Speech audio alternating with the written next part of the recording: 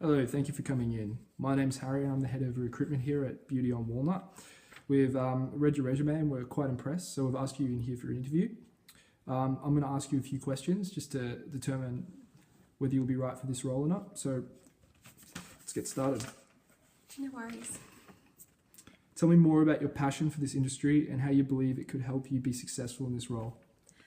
I've had a passion for this industry for as long as I can remember. I've studied beauty therapy as a vet subject back in high school. I've then gone on to study at Ali Lucas, which is it's state of the art basically. It's the best school that you can go to receive your diploma of beauty therapy. I'm so privileged to have gone there.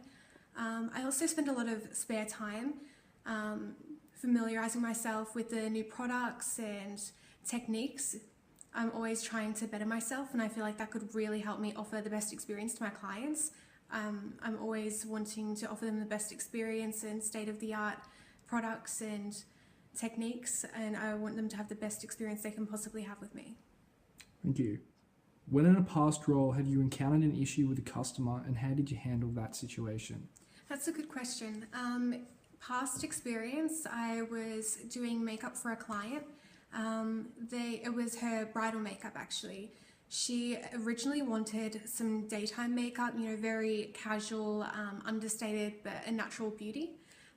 So I did my best. After I'd finished and completed her makeup, she decided that she actually didn't feel like it suited her and she didn't like the look for her whole bridal day.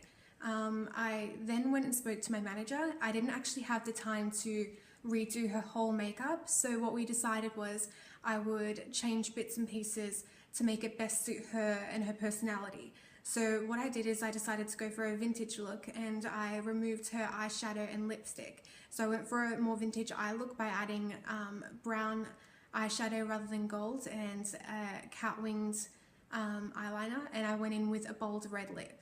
This just made her really stand out and pop, and it made her feel more at ease in her own skin. Thank you. Given the nature of our industry and the relaxing and intimate settings, how would you handle the issue of confidentiality? I understand that a lot of our clients do get very relaxed and they like to share a lot of personal information or maybe have a bit of a gossip if they're having a session with their friends or their partner. I understand that they don't want this information to be shared, so I keep everything confidential. I do not share it with other employees, I don't share it with family and friends, and I don't share it with anyone who chooses to ask me for information on any of my clients. I feel like I need to respect their personal boundaries and their privacy, and it just makes it so that we have a trusting environment for them and they know that they are comfortable coming back to visit us. Thank you. How do you believe your past experience makes you a good fit for this position? In the past, I've studied at Ali Lucas. They're a state-of-the-art school with a lot of modern technology, and they teach you to a very high standard to make sure that you have a lot of skills. They're also teaching to an international standard, not just a national, so I feel like I have a lot of skills that other beauty therapists from other schools haven't necessarily been taught yet. I've also had a lot of experience in a range of different salons, from more to the lower casual end of the spectrum to high end.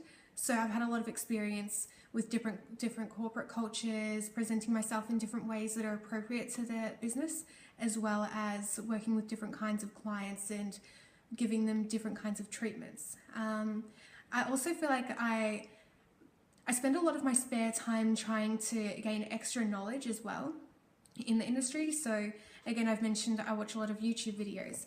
I always feel like I'm trying to better my skills and develop myself, and I feel like that's an employee that you would really benefit from having in the workplace, as I'm always trying to offer you and my clients the best that I can. Hypothetically, how have or would you handle a fellow co-worker that is being discriminatory to others in the workplace? In the past, I haven't actually been in that kind of position, but I feel like I would want to avoid a confrontation in case it inflamed the situation. I would personally just record the events, write them down, and go and speak to my manager so they can go and handle that situation on behalf of me or on behalf of other co-workers experiencing that kind of behaviour. Thank you. Yeah, that's all the questions I have for you today. We'll get back to you in the next few days, and thank you very much for coming in. Thank you. It was a pleasure meeting you, and I really appreciate this opportunity. I look forward to hearing back from you.